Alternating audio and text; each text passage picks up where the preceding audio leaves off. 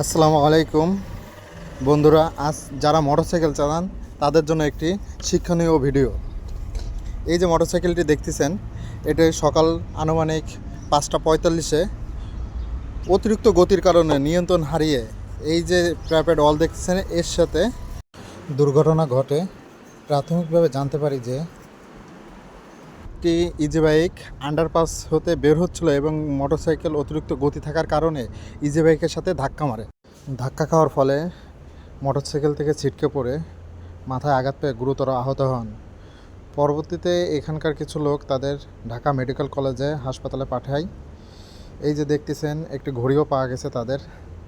আমি এটি পুলিশের কাছে হস্তান্তর করি। আসলে শিক্ষণীয় বিষয়টি এই যে অতিরিক্ত গতিতে গাড়ি চালালে দুর্ঘটনার সাথে মৃত্যুর ঝুঁকিও বাড়ে। তাই আমরা চেষ্টা করব নির্ধারিত গতিতে গাড়ি চালানো এবং নিরাপদে বাড়ি ফেরার। ইনশাল্লাহ সবাই সচেতন